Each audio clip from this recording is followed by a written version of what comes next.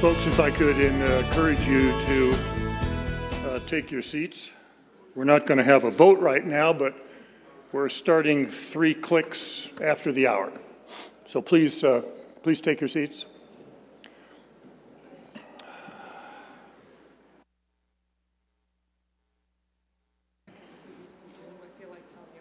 If there are folks right back there by the door in the hall, if you could take your seats and bring them in with you if you can. Tell them it's free. It is, at least so far.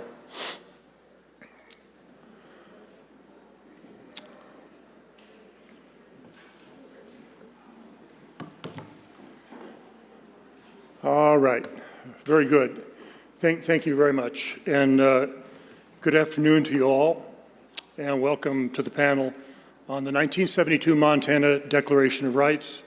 As you know, it is widely understood as the most comprehensive and compelling constitutional compilation of civil liberties and political freedoms assembled. Of course, some jurisdictions, at least on paper, are, as professor Anthony Johnstone knows, trying to catch up in one way or another. And by the way, for those of you, many of you may be familiar with it, I highly recommend Professor Johnstone's new book, The Montana Constitution in State Constitutional Traditions. Just came out, available in bookstores and on the Kindle. It's got a hefty price. It's a law school case book, so it's I think it's $140 and $107 on Kindle or whatever. In any case, you may be able to find it in the library or find one somebody dropped in a parking lot somewhere. It is well written and a great intro to the many issues that we won't be covering all of. In our brief half and a quarter hour discussion today, we'll be scratching just the very barest surface of the magnificent declaration. Is it everything it could be? No, but it's an awful lot. Way more than you'll see nearly anywhere else. And the credit goes to the delegates, both those on and off the Bill of Rights Committee who worked on it. I've asked each panelist not to just look back to praise or clarify what happened. We've heard a bit of that throughout this session, though the declaration is justifiably a revered document, but also to discuss in crisp terms some of the major challenges that are on the horizon. We can see many of them very clearly. There are many in these increasingly tense days.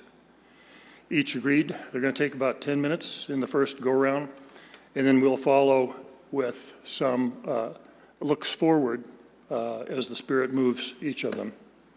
We don't have time for full-blown debates on all this, although many of these issues deserve them, and they will get them in the years ahead. We'll go as far as we can on a few topics and enjoy what I think will be a very high-quality discussion given the panelists. I'll briefly introduce them as we go along. But first, in an effort to raise our heart rates a bit, give us a post-lunch jolt, I'll do what I've usually done in these convention gatherings and offer a few of my own observations within the time limit. Just a few things I've selected from what's a much longer list for me. Since civil liberties and political freedoms, as we all know and some of you have been discussing, are always on trial, these reflect problems that need to be addressed so they don't get the highest awards right now. First, the obvious right to vote. The Montana Constitution is very clear on this right, fundamental to every democratic republic. It reflects and fulfills the language in the Constitution that says people are the source of all political authority and power. They decide which office seekers get to eventually make decisions that are supposed to advance the public good, not for private gain or to permit rank grifting, which we see a fair bit of these days. The language on the right to vote is direct. No one is to impede or impair the exercise of the right to vote, no exceptions. And in the Montana Constitution, there is also what may seem to be a rather odd provision, states the simple proposition that whoever ends up with the most votes is the winner. Now, I remember discussing that language with Jim Grady, the noted native Montana author, close friend from my days before college even. He was the key staffer for the Suffrage and Elections Committee. We both shrugged, thinking that that language was never to be of much importance. Most votes equals a winner, goes without saying, right? However, today, we can't even claim much of a national consensus on how to put people in a reasonable position to cast a ballot, or to restrict their ability to do so if that's needed and appropriate. But we're seeing a good deal more creativity on the restrictive side of the ledger. As we have witnessed for decades in our history, we're even watching people setting up for crises about what to do with the ballots once they're in, even whether they will or will not count in the final decision. See New Mexico yesterday, where a court had to order one county to certify ballots that they didn't want to certify because they had a feeling that the election didn't go well. The court obviously didn't think that was a very strong argument. This set of developments potentially puts selected partisan officials in a position to ignore and set aside a vote tally.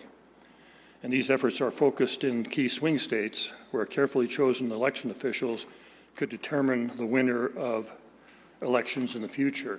It's hard to be confident about how we'll approach the 2022 and 2024 elections and whether votes will have the same effect then as they generally have had in the past. Number two for me, and we'll hear more about this, is the right of privacy. It's an umbrella right over a number of rights, as Main was pointing out to me the other night, including protections against searches and seizures and so on. In the Montana Constitution, it is explicitly an individual right, not available to corporations. And according to Montana's Constitution, it's not to be infringed without the showing of a compelling state interest. Now, this is heating up, as you all know, over one particular issue in Montana, an issue that has the potential to rip apart the seams of our society and our culture. And Caitlin Borgmann is going to be talking a bit about the privacy nexus. Of course, there are and will be other major challenges to this particular right. Some of it may have already been overwhelmed, as there are private entities, large and small, over the past decades who, as you know, have assembled an incredible amount of personal, location, purchasing, web browsing, and other data on individuals, even culling through documents now to guide marketing in order to, as they say, improve our website experience. Without much of a whimper from Congress or state legislatures, we're hearing more in Europe than we are on these. Former Representative Daniel Zolnikov will be talking about some of those and related issues, I understand. Number three, I'm just going to touch this briefly. It's the right to a clean and healthful environment. You've heard here earlier an excellent discussion about that, Montana's compelling set of provisions. It was after considerable haggling that the Constitutional Convention delegates adopted the provisions in Article 9 that created an obligation for the state and for all to maintain and improve a clean and healthful environment. And it provides for reclamation of mined lands and other water-related provisions that Dorothy Bradley discussed this morning.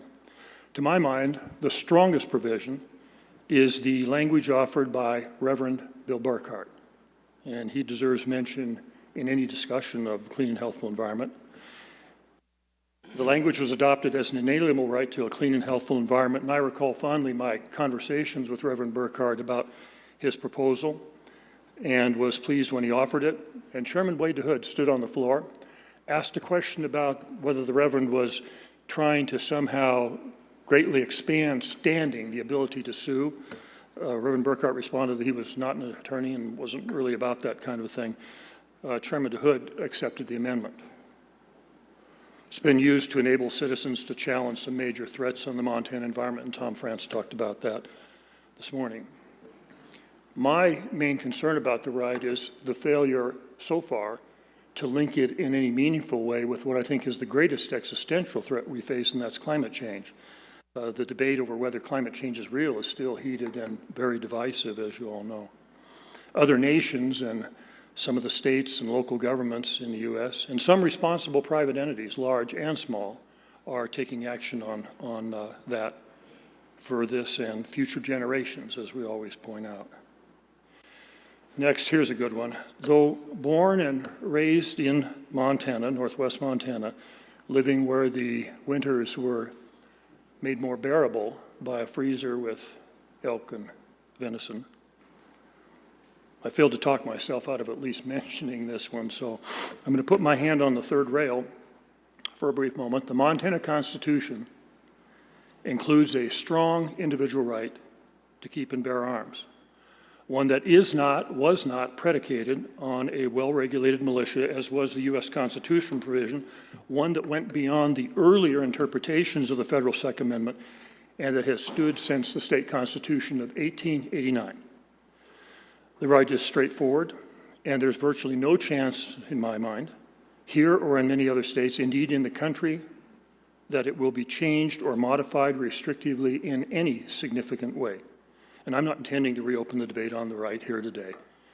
But it needs to be said, there is virtually no other nation on earth that has the level of violent gun-related crime that we do. An extraordinary level of gun violence. Coincident? That's debatable. On this, we are exceptional, I guess. We lead the pack. And I know the debate on this right will go far beyond the lives of any of us who are seated just now in this chamber, but I have trouble whenever I see groups of American citizens brandishing automatic weapons in surprising and strange places. Recently, even in the gallery of a state legislature, just like the rows of seats above our heads here. And really, I'm left to wonder, what is that all about? Most of all, though, irrespective of our current, sometimes rather deranged and toxic political climate, we're left to hope that one day we'll be able to put in place at least some effort to curb the exceptional levels of violence we see. Quickly, I want to touch on one other right that was spoken about yesterday. Some of you know from CONCON that I was very concerned about the right of participation before, during, and after the convention. It was adopted as a unique statement, said that citizens have the right to participate in deliberations prior to decisions. They have a right to be more active citizens, in other words, if they choose to. My disappointments with the adopted language are a couple. First, it sounded like citizens have the right, but only to the extent articulated by law. There's more to be said about that. I don't believe that has to be the end of the matter, and I hope the judiciary can still play a role in appropriate circumstances. My last is a broader topic, even more difficult to frame up legally in a constitution or legislation. It's the importance of deliberation. That's the word for the day, in my view, in public life. To get good at it, public life takes talent, of course. We had a lot of that at the Constitutional Convention, and it takes practice. And these days, public life here and in the nation at large has become, on many occasions, a rather degraded affair, falling far short of its potential. We can all feel it. We see it. Effective citizenship is too often respected less than just riling up a base. And as a result, we seem frozen in time, unable to decide often relatively simple matters.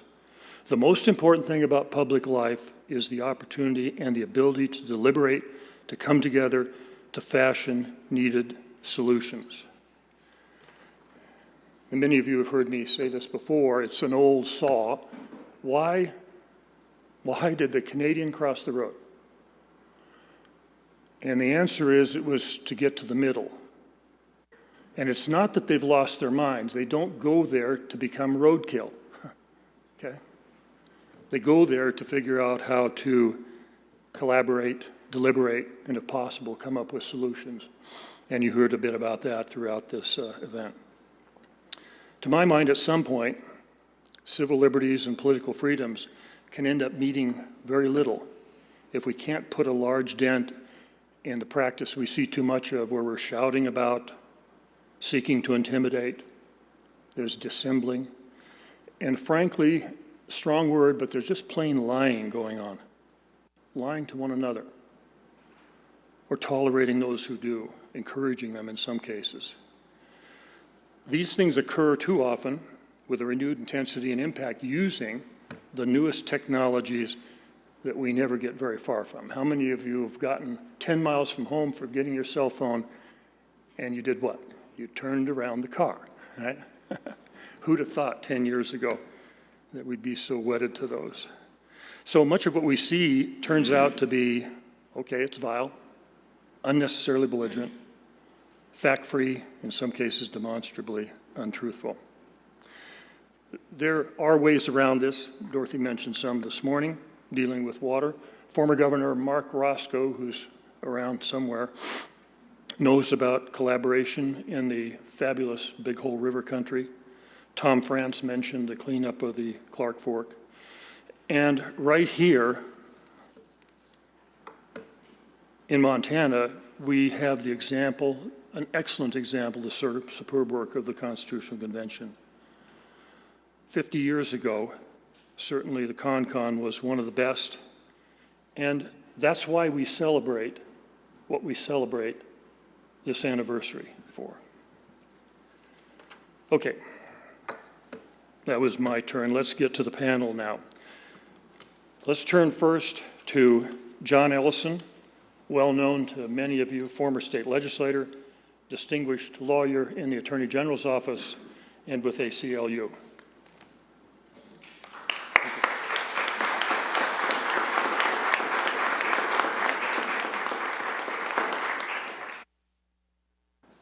Thanks, Rick.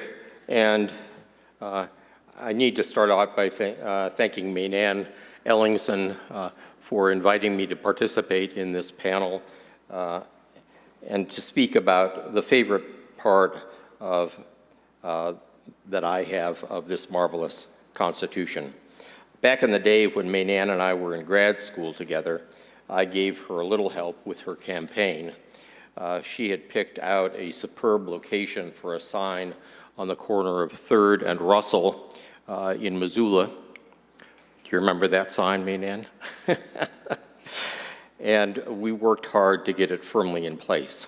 I have no doubt that that sign gave you the votes to secure your victory.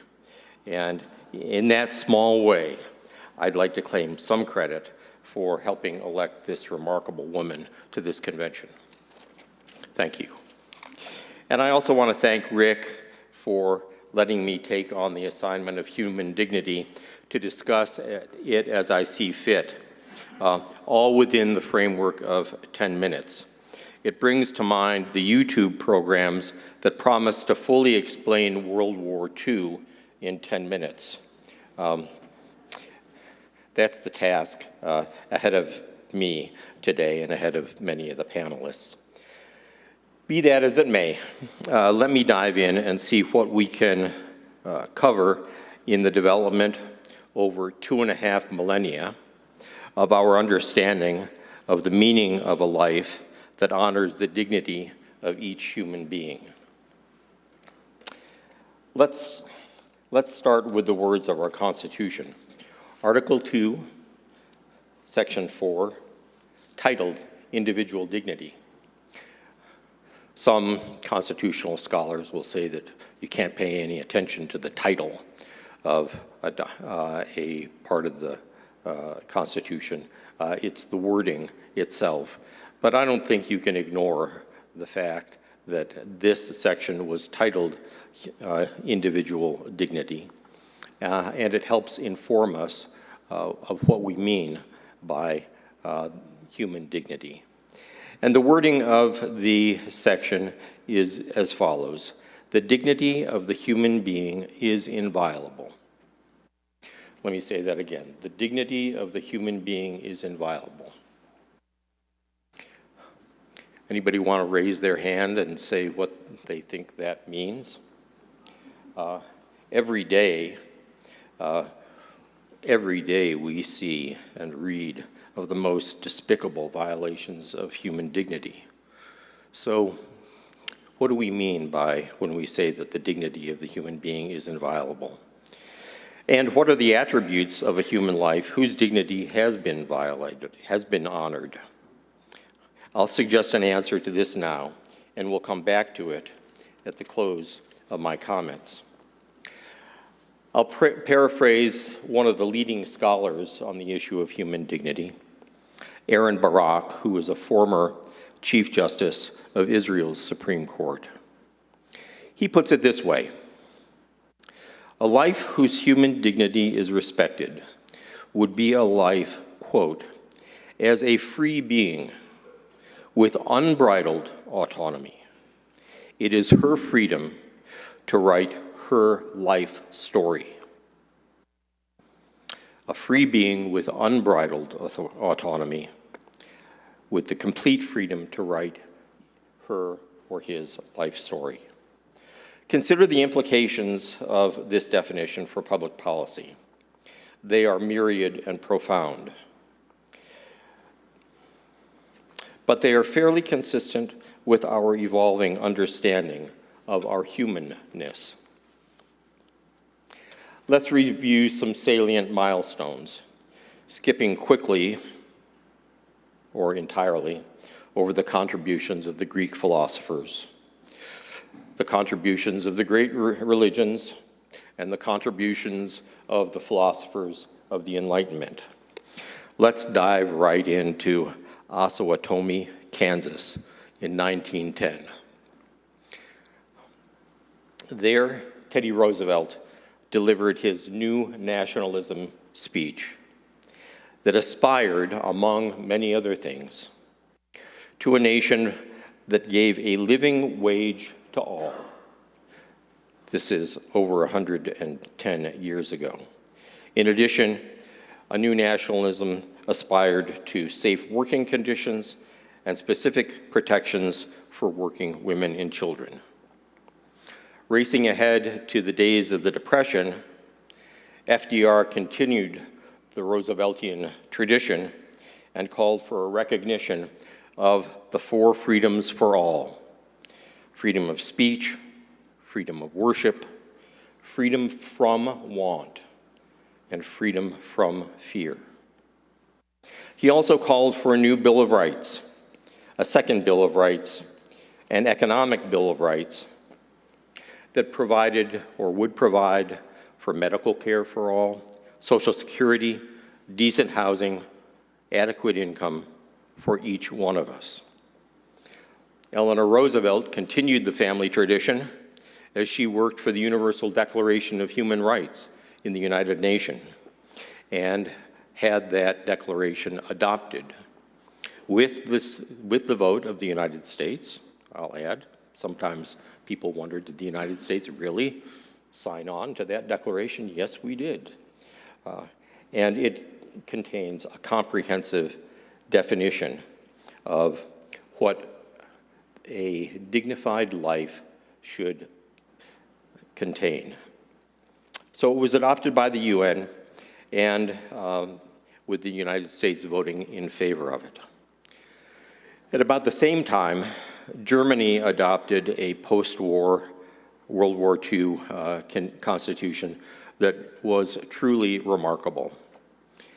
Its very first article states that human dignity shall be inviolable and imposes a duty upon all state authority to respect and protect it. The Constitution goes on to list a number of elements that are required by this commitment to human dignity. What's the point of this brief review? Well, I would suggest that the point is this, the point that I would like to make. It is that what we aspire to as a society for each human being has evolved over time. And it has evolved to include all of these elements, and that these are the elements that compose a life of human dignity. But where does that take us in the state of Montana? How does it help us inform us of the meaning of the words in our Constitution? We have a limited body of case law that adds to our understanding, but these cases point a way to a broader expansion over time of the state's duty to protect and respect the human dignity of all. There are two principal cases. that are in our case law right now. The first is the Armstrong case, written by that crusader for human dignity, Justice Jim Nelson. In the Armstrong case, this was an abortion case that I guess the continued viability of which will be shortly reviewed. Justice Nelson opined that respect for the dignity of each individual, a fundamental right protected by Article 2, Section 4 of the Montana Constitution, demands that people have for themselves the moral right and the moral responsibility to confront the most fundamental questions about the meaning and value of their own lives and the intrinsic value of life in general, answering to their own consciences and convictions. This is consistent with the notion that the women of the state of Montana should be able to write their own story, unbridled by governmental interference.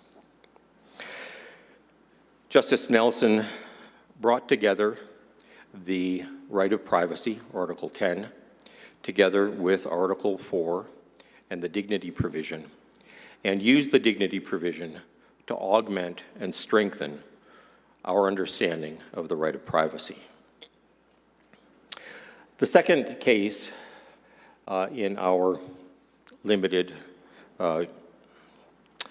number of cases is another Justice Nelson decision, and that is the case of Walker v. State. In this case, Justice Nelson brought together the prohibition against cruel and unusual punishment and was informed about what that meant by reference to our dignity provision.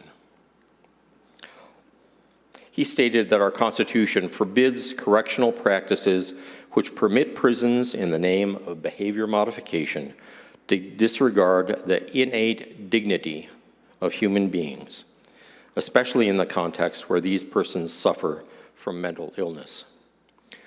This was a case where a mentally ill individual had misbehaved and was placed in solitary confinement. Got 1 minute. Okay, let me wrap up. Where does this take us? It takes us to an understanding that we have to, in Montana, proceed slowly. Too slowly for my take, but slowly. These cases point the way to the inclusion of our understanding of dignity as all of the other express rights are interpreted. Another way of saying it is this: does the state action in question violate the individual dignity of those who are affected by it? If it does, can it be constitutional? I conclude by returning to Barak's definition of dignity: the ability to exercise the freedom with unbridled autonomy to write her own story. We are a ways away from living in a society that grants each of us such freedom, but it is my hope that with this understanding of human dignity, that we can come together, as the Constitutional Convention did 50 years ago, and that we can craft public policy for the common good of all of us and move us closer to such a society. Thank you.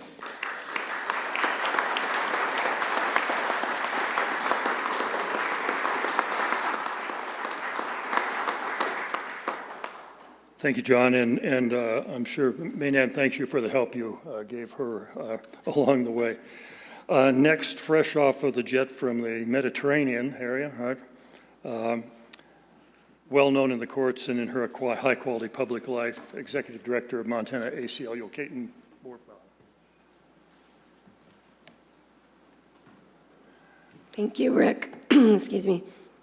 It's such an honor to be here and to share my thoughts with those of you who are here, and either yourselves or your family members played an important role in the developing of this amazing document that I have the privilege to speak about. And thank you so much to Maynard for inviting me to be on this panel.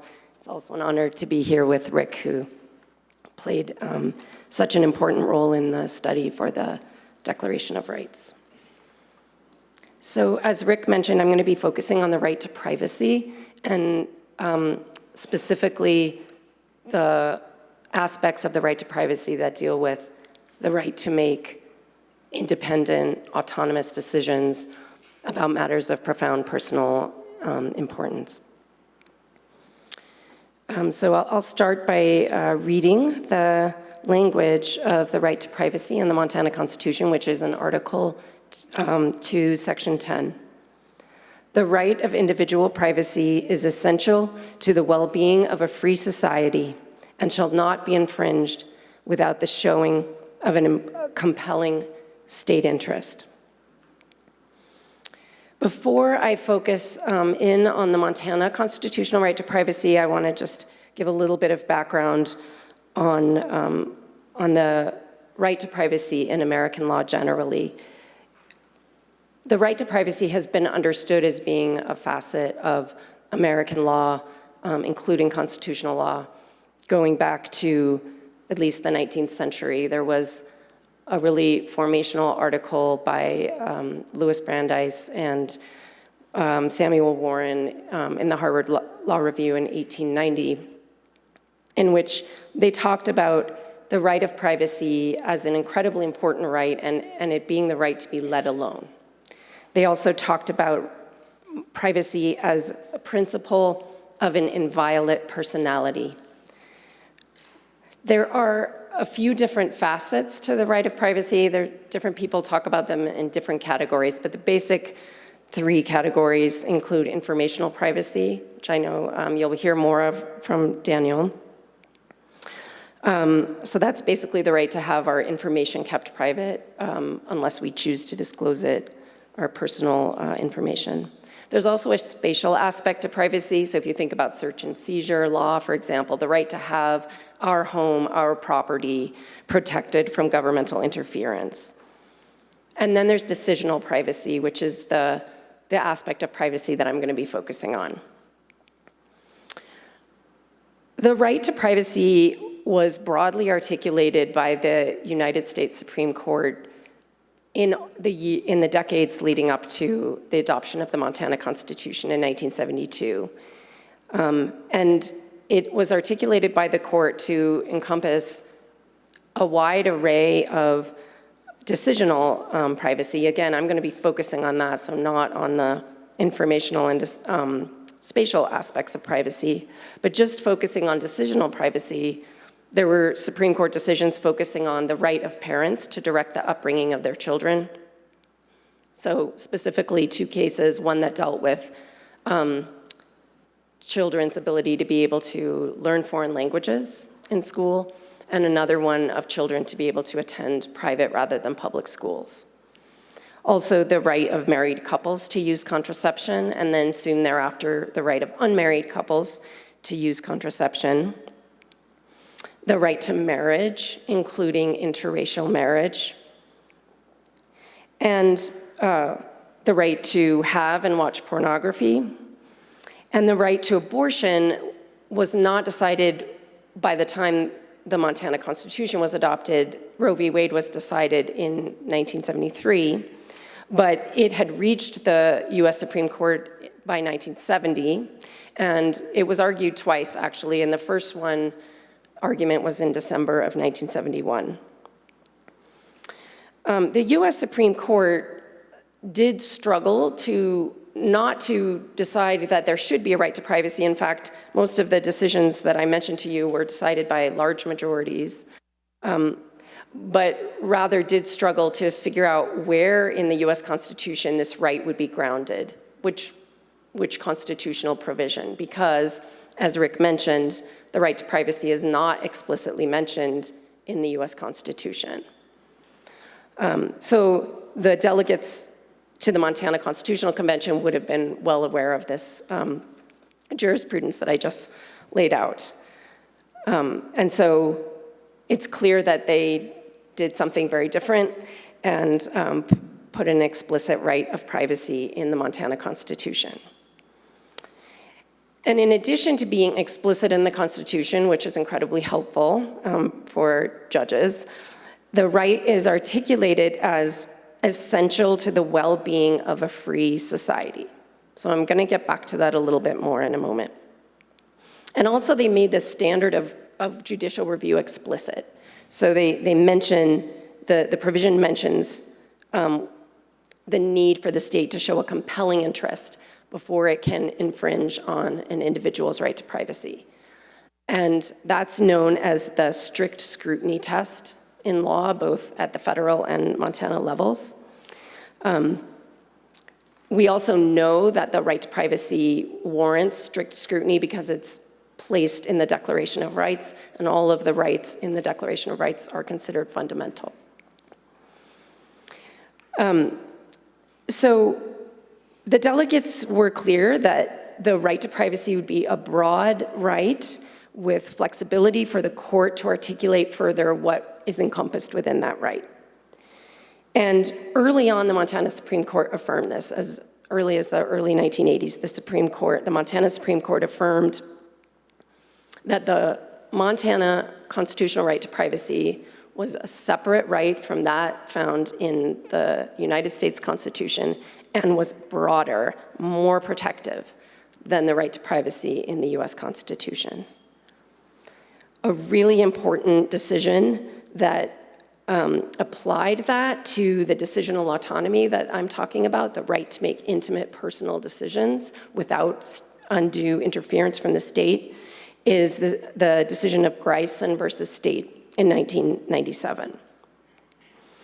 In this case, the Supreme Court, the Montana Supreme Court, applied strict scrutiny to a law that penalized consensual same-sex intimacy between adults in a private setting.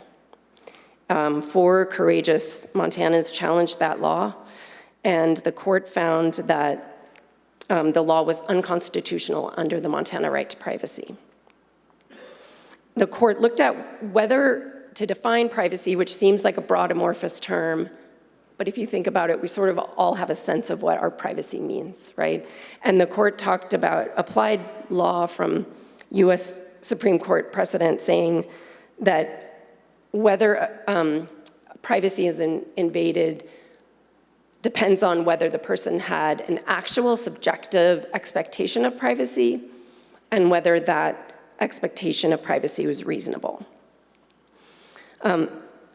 The court in Morrison also recognized something that I think is really important about the right to privacy, which is it is a right that needs to be protected from majoritarian views of morality. Both the Montana Supreme Court and the US Supreme Court have been clear that governments should not be dictating uniformity of moral thought and conscience among citizens. That would undermine the very notion of democracy. And so that gets back to the provision that states in the right to privacy that states that the right is essential to the well-being of a free society. So 2 years after Morrison was decided, in 1999, the Montana Supreme Court decided Armstrong versus State, which Jon mentioned. This is a case that decided that the Montana right to privacy also protects the right of an individual to choose an abortion. More broadly, it guarantees each individual the right to make medical judgments affecting his or her bodily integrity and health. But more narrowly, it also specifically protects a woman's right of procreative autonomy, the right to seek and obtain a specific lawful medical procedure, a pre-viability abortion, from a healthcare provider of her choice. So this means, let me just mention that Armstrong versus State has been affirmed or relied upon by the Supreme Court of Montana as recently as 2019 in a case called Weems versus State, which was brought by the ACLU on behalf of abortion provider Helen Weems to challenge a law restricting what types of medical providers can provide abortions in Montana. So that case has not been finally decided. And that case has now reached a final decision at the trial court level. So that is going up to the Montana Supreme Court. In addition, there's a case brought by Planned Parenthood challenging 4 abortion restrictions that were passed in the 2021 legislative session. Attorney General Knudsen has already filed a brief in that case asking the Montana Supreme Court to overturn Armstrong versus State. Unless and until that happens, and of course I truly hope that it does not, this means that if and when Roe versus Wade falls, which could possibly happen in the next few weeks, that Montana will not be one of those states where abortion is unavailable. Montana will continue to have protection for the right to abortion based on the Constitution and the Supreme Court's decisions. Because I'm out of time, I'm just going to close with a quote from Armstrong versus State, which I think really encapsulates what I think is so important about having a broad provision of privacy that is not defined with specificity in the Constitution itself. Attempts to define this right notwithstanding, we conclude that while it may not be absolute, no final boundaries can be drawn around the personal autonomy component of the right to privacy. It is at one and the same time as narrow as is necessary to protect against a specific unlawful infringement of individual dignity and personal autonomy, and as broad as the state's ever innovative attempts to dictate in matters of conscience. Thank you.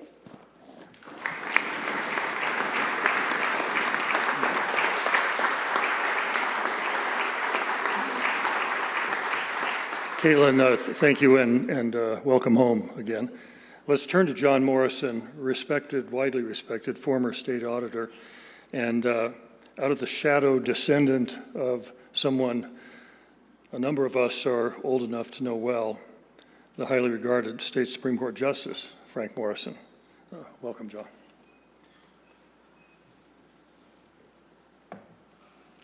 Thank you, Rick. It's a pleasure and a privilege for me to participate in this event and to see so many of my heroes and old friends in the same place at the same time.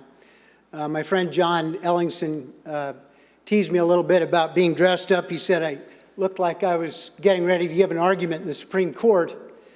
And it's true, I have done that many times and probably worn this suit at some point, but the reason I dressed up a little bit more, I guess, today was because I don't get an opportunity to speak at this historic podium very often, and more importantly, this may be the only time in my life that I have an opportunity to speak to the people and the descendants of the people who created and gave us this Constitution.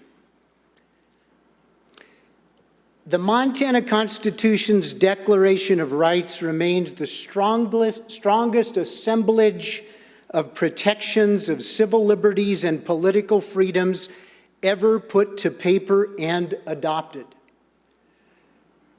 Before we came today, I read Rick Applegate's essay in the compendium in the Montana Public Land Law Review about our Constitution in 2020, and he quotes Saul Padover from Sources of Democracy, Voices of Freedom, Hope, and Justice in 1973, surveying a range of constitutions.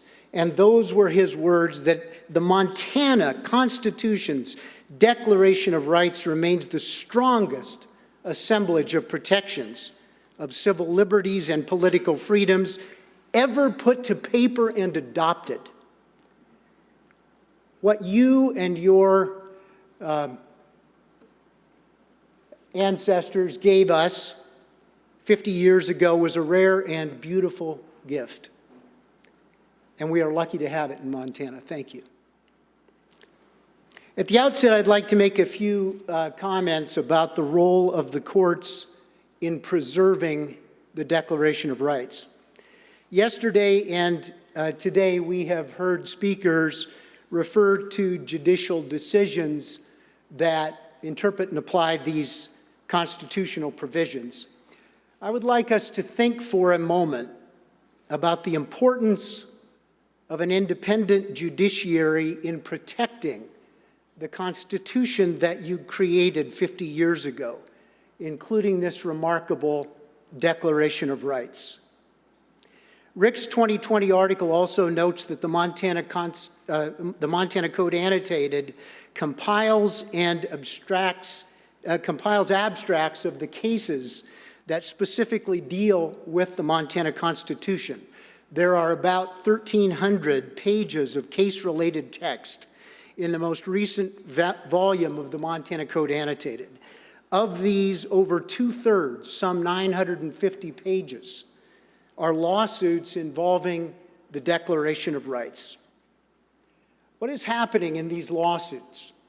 A statute or a government practice is being held up against these constitutional provisions to ensure that it is consistent with each and every one of the fundamental rights enumerated in the document that you and yours created.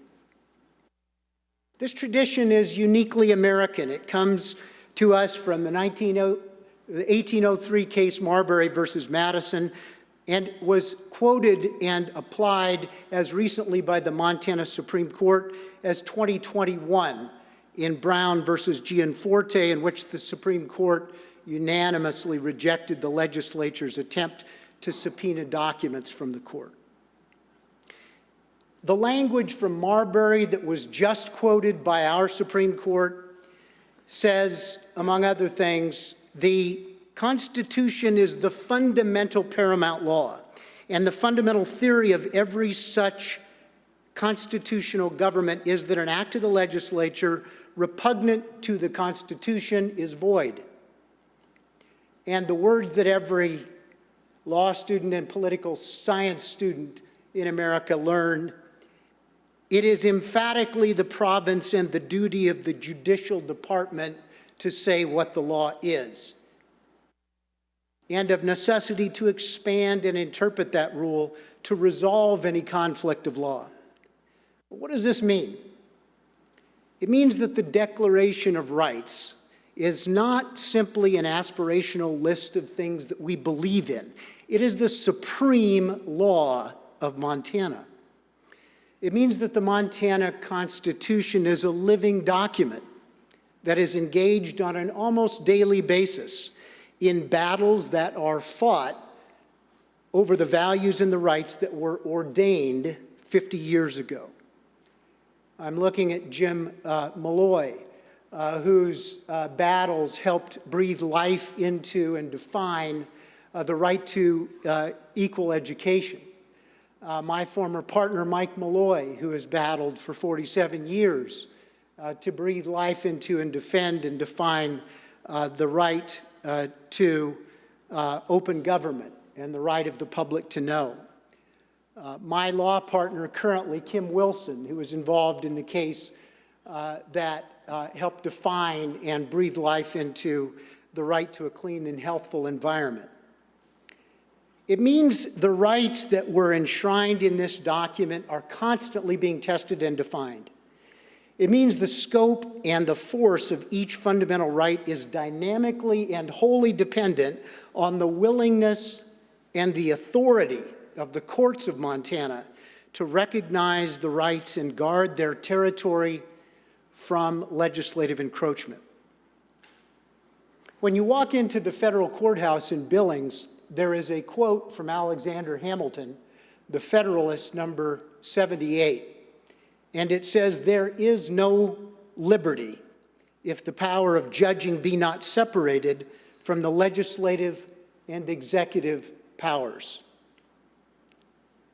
So these are some things for us to think about when we hear people attempt to diminish the power and the independence of the courts.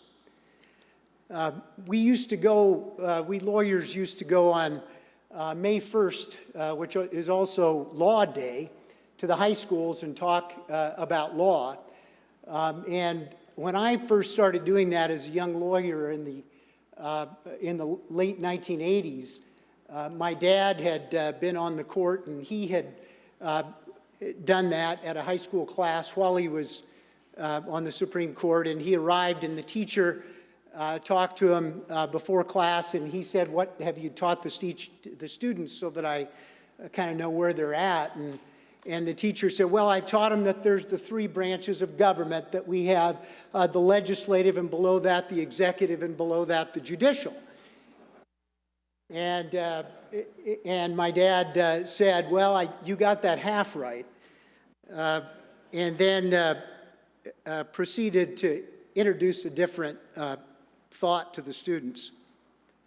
But diminishing the power and the independence of the judicial branch means diminishing the Constitution that you created and the liberties that it protects.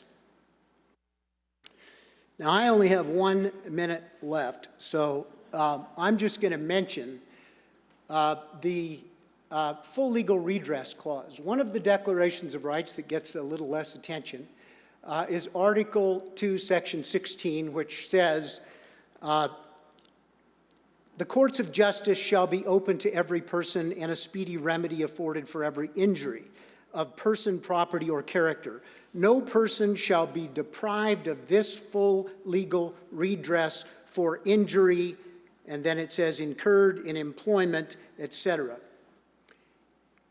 In Fost versus State, the Montana Supreme Court found that the right to full legal redress was a fundamental right, and that the legislature could not limit the remedies available to people for injury. That was a very consequential decision. Legal actions for remedies from unsafe products, discrimination in the workplace, pollution of land, air, and water, financial fraud, bad faith, contaminated food, negligent medical care, and other professional services, defective building and highway design, related car accidents caused by alcohol and reckless driving, all of these are affected by the right to full legal redress. In 1989, the Montana Supreme Court rolled back Fost and said, no, this is not a fundamental right. And I don't have time to go into it further, but it will be sufficient to mention that the Montana Supreme Court has been struggling with this ever since throughout the last 25 years, and in many cases has returned some of the importance and weight and the status of a fundamental right to the full legal redress clause. I look forward to talking to you more about that as time permits. Thank you.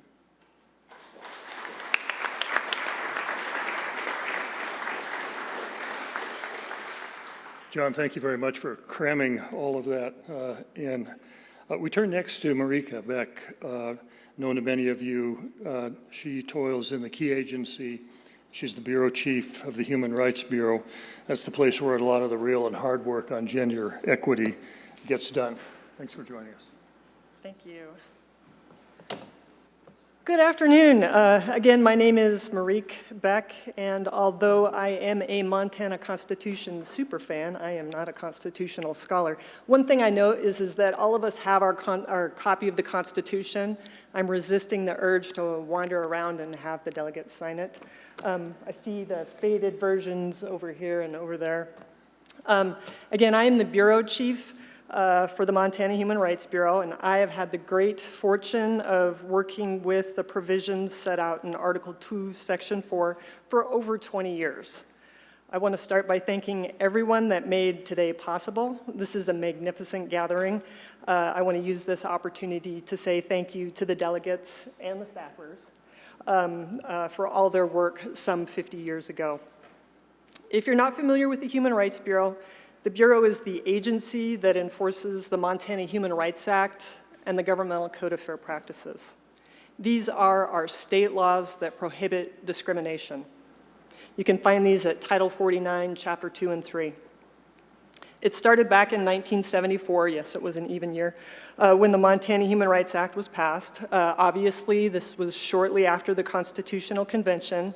And if you look at the legislative history for this piece of legislation, you'll see that the bill sponsors said, Article 2, Section 4 needs some method, some way of providing the promised constitutional protections.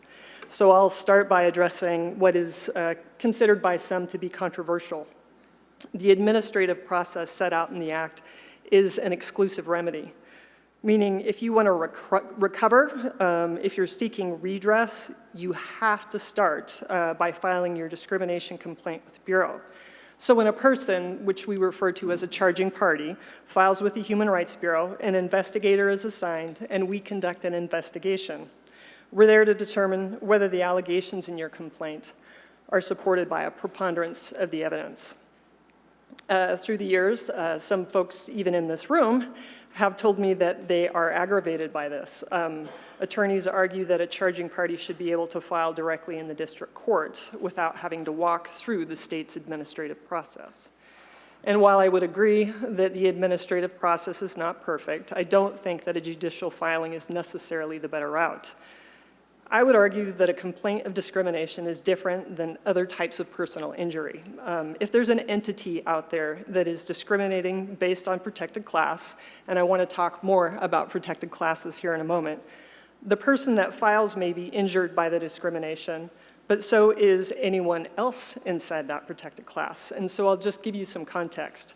If I file a complaint against my employer, asserting that I don't think my employer is promoting older women, such as myself, at pace as younger men, my employer's actions are impacting me, but they're also impacting the other older women that work for that employer or other older women that want to work for that employer.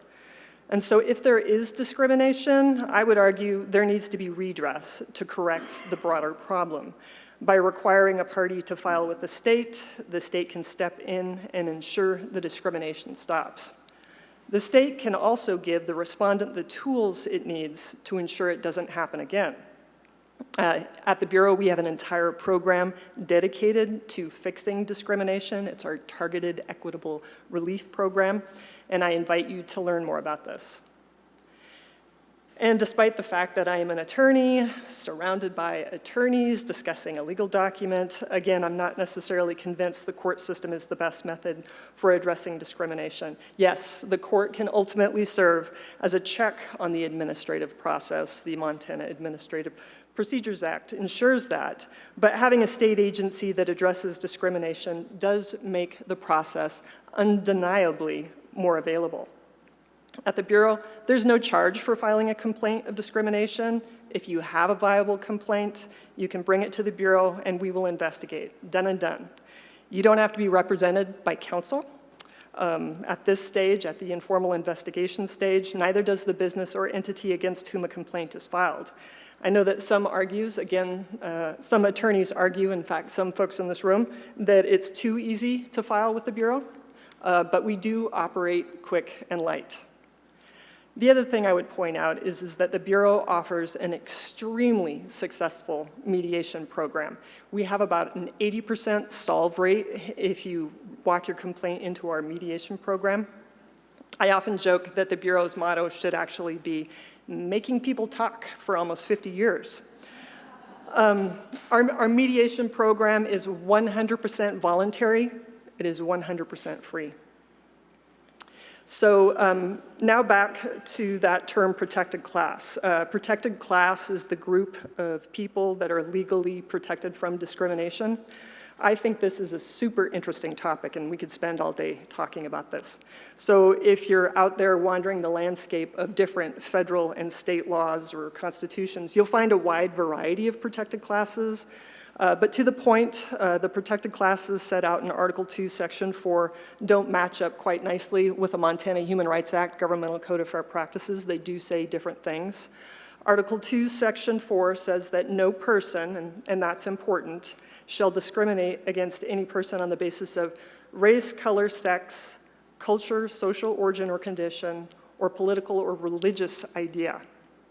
the use of that word person is important, and I think that we're all talking about Rick Applegate's law review article, or at least I know John mentioned it. In the law review article, he does mention that the delegates decided on the use of the language person, which is really important, making this clause not just a check on government power, it's also a check on private entities as well. So Article 2, Section 4 was apparently modeled, at least in part, after Puerto Rico's Declaration of Rights, and their list of protected classes is close. Obviously, the list is close to Title 7 of the Civil Rights Act, of the Civil Rights Act of 1964. And I'll hurry. So Title 7 protects persons on the basis of race, color, religion, sex, and national origin. So now, if you turn over to the Montana Human Rights Act, love of my life, what this says, the protected classes are race, color, religion, sex, national origin, but now we have age, disability, marital status, creed. We also pick up familial status. That's just for the housing cases. Political belief only applies to complaints filed against a public entity. And most recently, most of you should be aware that in 2021, the legislature added provisions protecting persons on the basis of vaccination status. So again, the constitutionally protected classes and the statutorily protected classes do look different. There's no judgment there. I just think it's really interesting when we talk about what we're going to protect through the law. And personally, I would love to hear from the delegates more about the protected classes. So the one thing I want to make crystal clear is that we are all in protected classes. We all have an age. We all have a religion or a lack of a religion. Many of us experience disability, or we will experience disability. The Montana Human Rights Act is there to protect each and every one of us. Since I just have a little bit of time, I will point you to our website, montanadiscrimination.com. Yes, it's a .com for now. We have 12 years of data on there to tell you what our filings have looked like through the years. Generally speaking, I'll real quickly let you know that disability has routinely been our highest filing. These past 2 years have been a little strange, followed by retaliation. And then age and sex have sort of battled for third place through the years. Obviously, if you're going to look at this past year, you'll see that our highest filing has been the vaccination status. All total, we've seen, I believe, 217 complaints filed into that. So lots of active litigation involving the vaccination status. With that, I'm happy to take any questions that you have on the Bureau's process. The work that we do isn't academic. Obviously, as Rick mentioned, we're in the trenches day in and day out. I will say that the Bureau is the Constitution at work. And so I do hope that you will learn more about us. Thank you.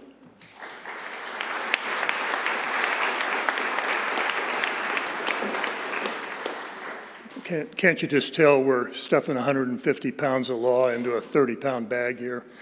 That's the way it works. I'll ask to shift gears a bit to former State Representative Daniel Zolnikov, once a candidate for the Public Service Commission, throughout his recent career an ardent advocate for some of the challenging elements of the right of privacy in our increasingly intrusive digital age. Glad you could join us. Thank you, and I'm going to take this in a little bit of a different direction based on a legislative approach and experience sitting in the same area you're sitting, although these chairs are updated since then. My name is Daniel Zolnikov, and I grew up in Roundup and attended the University of Montana, where I graduated with 3 business degrees and a political science minor in 2010. I later returned to the University of Montana, where I earned my MBA in 2019. The last decade, I've been recognized and honored by Forbes, Red Alert Politics, received the Montana Library Association Pat Williams Intellectual Freedom Award, was recognized as a University of Montana Grizz of the Decade, and most recently a Billings Gazette 40 Under 40 and Leadership Montana graduate. I was elected out of Billings to serve in Montana's legislature.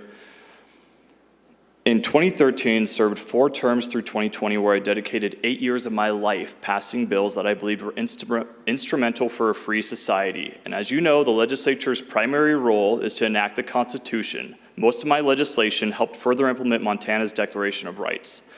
The first law I passed required a warrant for GPS locations, which enacted Part 2, Section 10, the right of privacy, and Part 2, Section 11, search and seizure. Our phones are digital tracking devices, as you may know, and it was important to pass standards that required a warrant to obtain this information with reasonable exceptions included. It was also the first one in the nation. The second law I passed was, and is still, as far as I know, the strongest freedom of the press shield law in the nation, which enacted Part 2, Section 7. It updated the law to include the protection of the digital communications of the press. Shield laws protect the press from disclosing sources, but our nation's loose digital privacy laws required a timely update if we wanted to protect whistleblowers and ensure that the press was able to maintain its role as the watchdog of the government. During my third session, I passed additional privacy laws aimed to further implement Part 2, Section 10 and 11, including warrant requirements for digital communications such as emails, and another law that enacted warrant requirements for electronic devices such as phones. Many of these were the first ones in the nation, and they came out of Montana. I also passed a law that revised vehicle spot check laws to ensure Montanans' rights under the federal constitution were also enacted, with the goal of minimizing unnecessary invasive searches by the government without any reasonable suspicion, and to counter the federal precedent that driving was a privilege, not a right. We should not have to show our papers and prove our innocence to partake in traveling on the roads we have paid for. I worked and passed on a law that limited the use of license plate readers and other government surveillance technologies from carte blanche to an extremely narrow scope that focused on major criminal offenses and created further protections for Montanans. My last session, I passed a law that created Montana's first and only law enforcement team focused on human trafficking. The goal was to open the DOJ's doors into investigating human trafficking and provide resources to fully understand the scope of the situation and train local police departments. This was one of the strongest attempts to enact Part 2, Section 3, inalienable rights, as well as Part 4, individual dignity.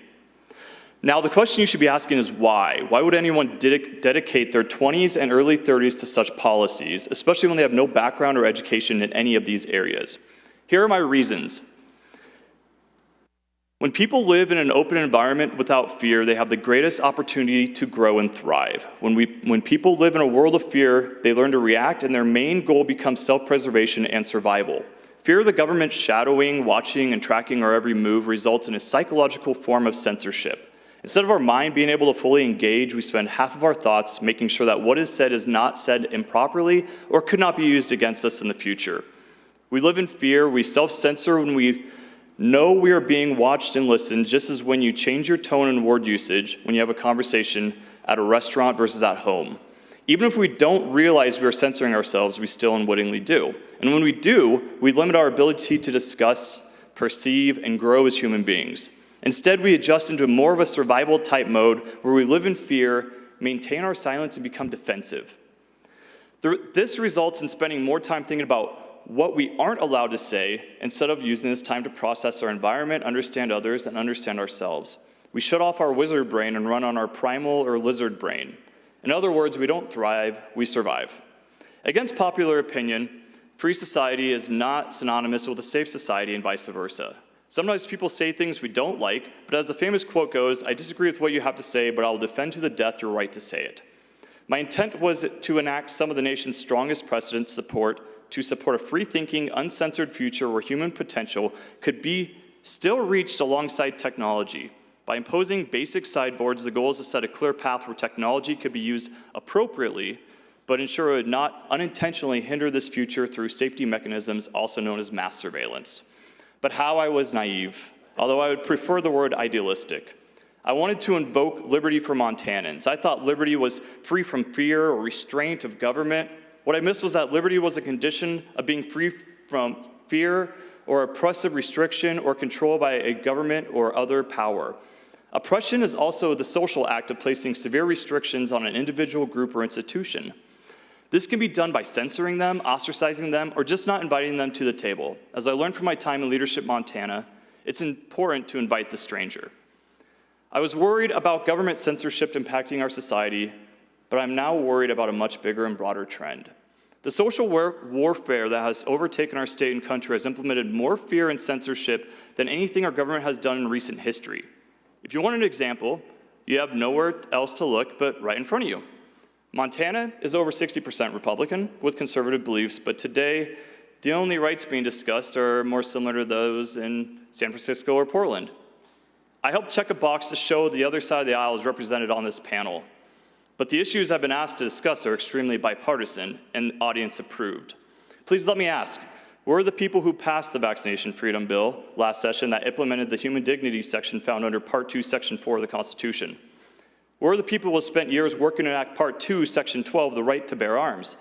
Last session, the legislature arguably passed one of the strongest gun bills in the state, which had portions overturned by our courts because although the Montana Constitution argues that the right of any person to keep and bear arms in defense of his own home, person, or property shall not be called into question, a district court decided that this right should not be granted to include individuals like young women who are attending college. Apparently our rights are important, but the authority granted to another portion of the Constitution supersedes these rights. If we are attempting or even pretending to be intellectually honest, shouldn't we be concerned that Montana's courts ignore the clear wording and declaration of our own state constitution, even if some of us are, you or any of us are not as fond of these rights?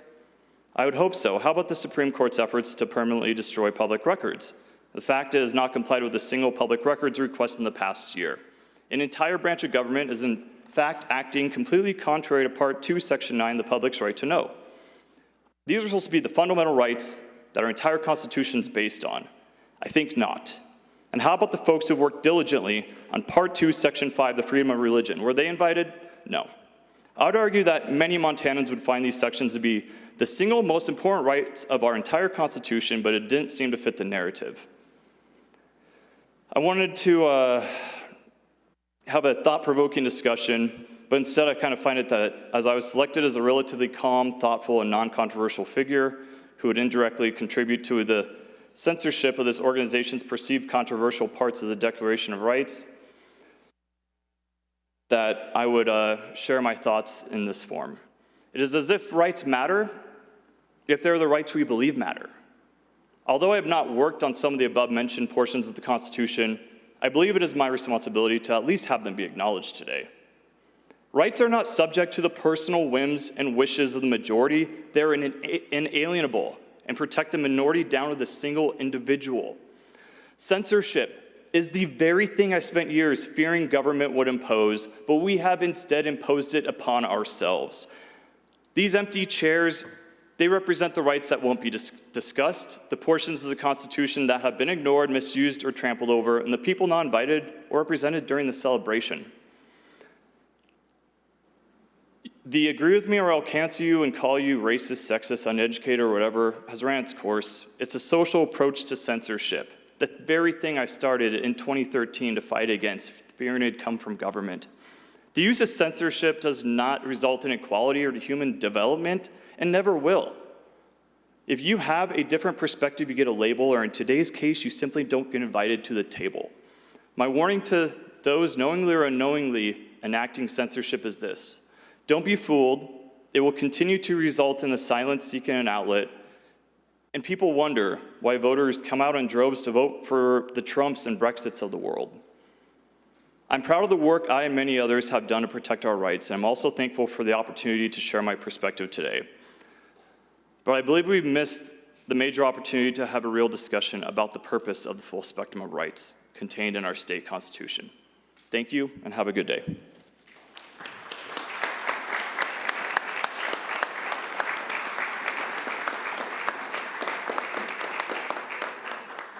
Well, I hope you noticed I didn't have to use the 1-minute card on the non-lawyer up here. I guess what we proved is the adage that folks who bill in 15-minute increments don't stop at 10. That's one we were after. We succeeded. I want to thank the audience very much. You've been generous with your time. Thanks to the panel. And one more time, thanks to the delegates, to Main Ann, and to Evan Barrett for all the work they've done getting us to today. Thank you very much. Have a good afternoon.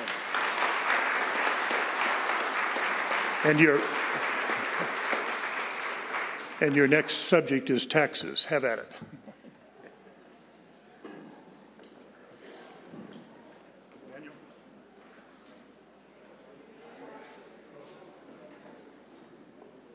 So, what, you and Marieke?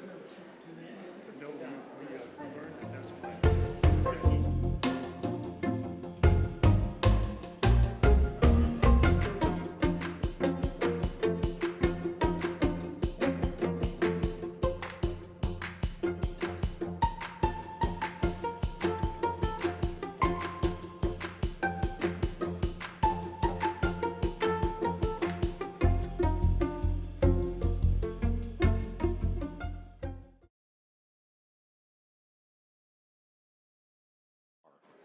You may need it for taxes.